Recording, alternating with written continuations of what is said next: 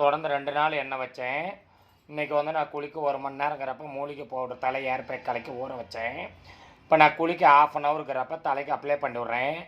ஒரு 1/2 ஹவர் விட்டு நல்லா தலைக்கு அப்ளை பண்ணி விட்டு தண்ணி ஊற்றி அழைச்சி விட்டுட்டு நான் சீவக்காய் போட்டு தான் தலை கழுவுவேன். நான் தலை கழுவிட்டு வீடியோ போடுறேன் பாருங்கள். இப்படியே நல்லா கோடு கூட எடுத்துகிட்டு நம்ம எண்ணெய் வச்ச பிறகு தலை ஏர் பேக்கு இப்படி தடவி விடணும். நான் இப்படி தான் தடவி விடுவேன். கொஞ்சம் வேணா இந்த தண்ணியாட்டம் கூட கலைக்கலாம். நான் வந்து கொஞ்சம் கெட்டியாக கலக்கிருக்கிறேன். நீங்கள் வந்து கொஞ்சம் தண்ணியாட்டம் கூட கலைக்கலாம்.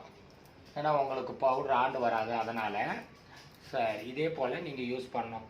தொடர்ந்து 2 நாள் நம்ம எண்ணெய் நல்லா தலை சீவி சிக்கு உடைச்சிட்டு நல்லா எண்ணெய் வந்து வேர் பகுதிகளில் எண்ணெய் வைக்கணும். தொடர்ந்து 2 நாள் எண்ணெய் வச்சுட்டு நம்ம குளிக்க 1 மணி நேரங்கிறப்ப பவுடர் ஒரு 2 டீஸ்பூன் எடுத்து கலக்கி ஊற வச்சிடணும்.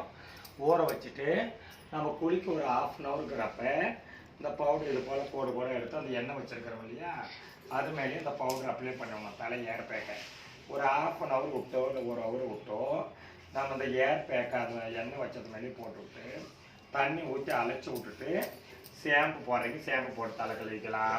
சீவக்காய் போடுறீங்க சீவக்காய் போட்டு தலை கழுவிக்கலாம். முடி நல்லா காய வச்சு சிக்கு உடைக்கணும். சிக்கு உடைச்சிங்கன்னா 1 நாள் 2 நாள் கேப் விட்டு மறுபடியும் அது போல் எண்ணெய் வைக்கலாம்.